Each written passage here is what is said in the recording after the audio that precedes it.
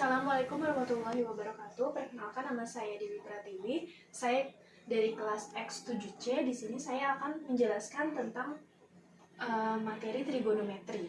Trigonometri ini berasal dari bahasa Yunani, di mana makna dari trigonometri ini adalah hubungan antara tiga sudut dan panjang sisi-sisinya.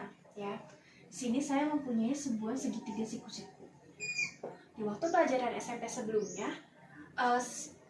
segitiga siku-siku ini berkaitan erat dengan teorema Pythagoras, di mana teorema tersebut menyatakan adalah jumlah kuadrat sisi miring atau hipotenusa, ya, sisi miring ini sama dengan jumlah kuadrat sisi siku-siku.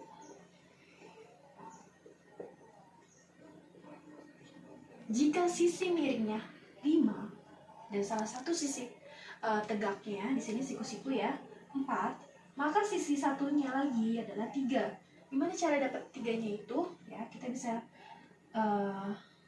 jabarkan seperti ini. 5 kuadrat itu didapat dari 4 kuadrat ditambah 3 kuadrat, di mana 25 sama dengan 16 ditambah 9. Karena ini materi sudah pernah kita pelajari sebelumnya, kita langsung masuk ke trigonometri. Trigonometri sendiri tadi kaitannya dengan sudut-sudut. Misalnya di sini saya kasih sudut theta. Ya, sudut theta ini, ya, dalam trigonometri dikenal dengan istilah sinus atau disingkat dengan sin theta. Lalu kita kenal lagi dengan kosinus atau disingkat dengan cos theta. Yang terakhir adalah tan, yakni tan theta. Sudut theta, di mana sin ini didapat dengan demi. Maksudnya gimana? Depan per miring, depannya adalah 4 dan sisi miringnya adalah 5. Jadi sin theta adalah 4 per 5. Selanjutnya cos theta, ya. Cos theta itu dari sudut ini adalah samping per miring. Samping per miring. Sampingnya adalah 3 dan miringnya adalah 5. Nah, tan theta, tan itu adalah sin per cos.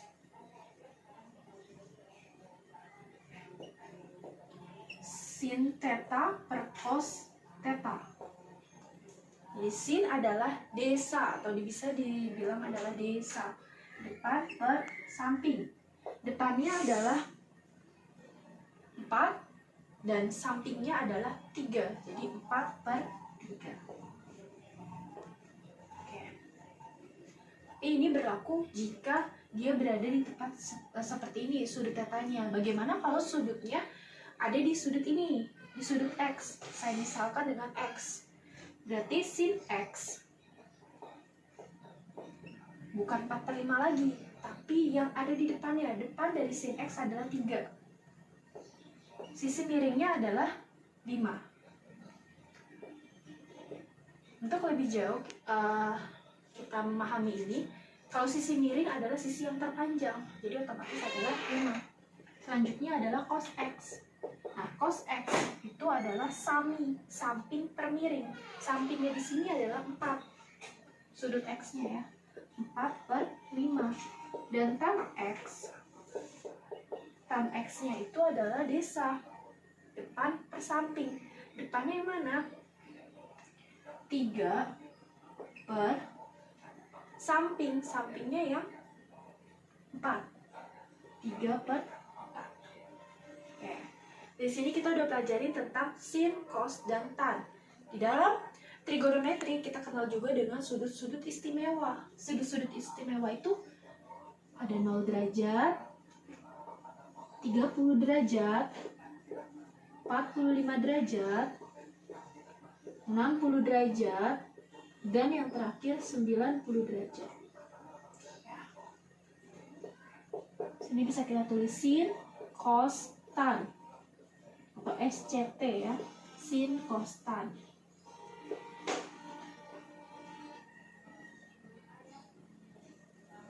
Bagaimana cara kita menghafal atau mengingat jika sin ini berada di sudut-sudut istimewa ini.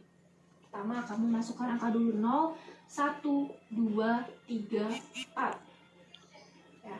Setelah kamu masukkan angka 0, 1, 2, 3, 4, kamu kasih akar semuanya ya. Akar. Setelah dikasih akar 0 kita kerjakan. Hasilnya adalah otomatis 0 ya. Nggak usah kita tulis lagi. Akar 1 tetap 1. Akar 2 tetap 2. Akar 2. Akar 3 adalah akar 3. Dan akar 4 adalah 2 ya. Setelah dapat ini, kamu kali dengan semuanya rata dikali setengah. Setengah dikali setengah dikali setengah dikali setengah dikali setengah. Setengah dikali 0 tetap 0. Setengah dikali 1 setengah. Setengah akar 2 tetap setengah akar 2. Setengah akar 3 tetap setengah akar 3. Setengah dikali 2 hasilnya adalah 1. Untuk sin 0 sampai 90 jadi 0, setengah akar 2, setengah akar 3, dan 1. Nah, bagaimana untuk cos? Cos itu adalah kebalikan dari sin. Tadi 90 adalah 1, berarti kita tulis berkebalikan. 1 kita tulis dari belakang ya, setengah akar 3, setengah akar 2, setengah. Kita pindahin posisinya 0. Oke. Bagaimana dengan tan? Nah, kalau dengan tan itu didapat dari sin theta per cos theta. Kita dapat adalah tan theta. Berarti sama di sini juga. Sin per cos. 0 dibagi 1 adalah 0. Setengah dibagi setengah akar 3. Berarti 1 per akar 3. Setengah akar 2 dibagi setengah akar 2. Hasilnya 1. Setengah akar 3 dibagi setengah adalah hasilnya akar 3. 1 dibagi 0 adalah tidak terdefinisi.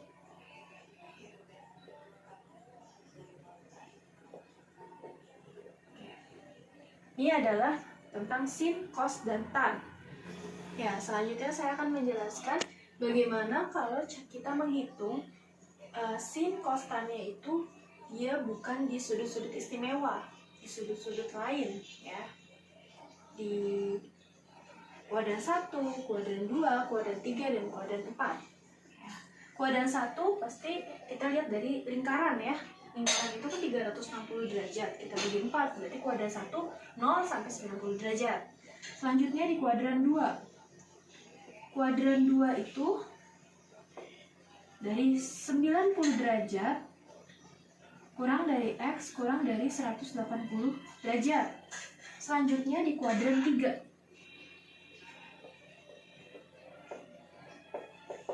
Kuadran 3 itu dari 180 derajat kurang dari X kurang dari 270 derajat. Dan kuadran 4 dari 270 derajat kurang dari X kurang dari 360 derajat. Mengapa kita membagi ini menjadi kuadran 1, kuadran 2, kuadran 3, dan kuadran 4? Karena nanti di kuadran 1 semuanya sin, cos, tan itu berada dalam keadaan positif semuanya. Kalau di kuadran 2 yang positif hanya sin, cos dan tan-nya negatif. Begitupun di kuadran 3. Di kuadran 3 hanya tan yang positif, sin dan cos-nya negatif. Selanjutnya di kuadran 4 itu cos-nya yang positif, sin dan tan-nya negatif. Setelah kita mengetahui kuadran 1, kuadran 2, kuadran 3, dan kuadran 4, kita masuk ke dalam soal yang materi yang selanjutnya. Tapi sebelum kesini kalian harus mengingat kalau 90 derajat atau dia 270 derajat ya, dia adalah lawannya ya, atau kebalikannya ya. Tapi kalau dia 180 derajat ya, dia adalah tetap ya. Sudut-sudut istimewa ini nanti akan membantu kita dalam proses perhitungan. Contohnya adalah, saya masuk ke contoh soalnya ya. contoh soal. Bagaimana kalau soalnya? Nomor 1 ya, sin 120 derajat. Nah, sedangkan di sudut istimewa cuma sampai 90 derajat. Kalau sinnya 120 derajat, kita masuk ke yang tetap dulu misalnya ya. Berarti sin 100, kita pakai 180. Supaya dapat 120 kan harus dikurang 60 ya. Jadi kita masukin sinnya itu adalah sin 180 dikurang 60. Berarti kita pakainya sin 60 derajat. Dia katakan di sana dia adalah tetap. Kita masukin sin 60 adalah setengah akar 3. Ya. Saat di kuadran 2, sin 120 kan berada di kuadran 2, berarti dia otomatis hasilnya adalah positif.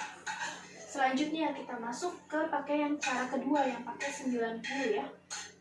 Sin 120 derajat kita masukin sin 90 ditambah 30 ya.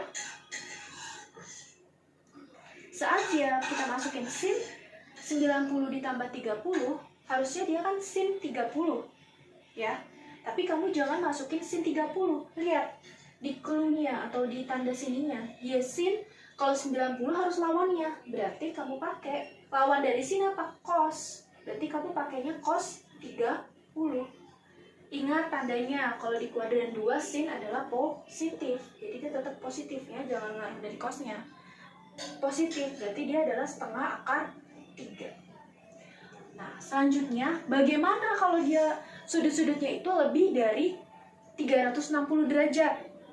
Ya, misalnya sudutnya 400 derajat atau bahkan lebih. Ya, bagaimana cara perhitungannya? Nah, kita masukin lagi ke soal, contoh soal berikutnya ya, nomor 2. Ya. Untuk sin 420 derajat. Ya. Sin 420 derajat. Ya, kita tulis 300 didapat dari sin 360 derajat ya dikurang berarti sin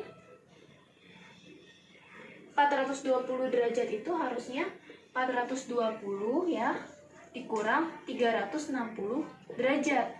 Berarti dia adalah sin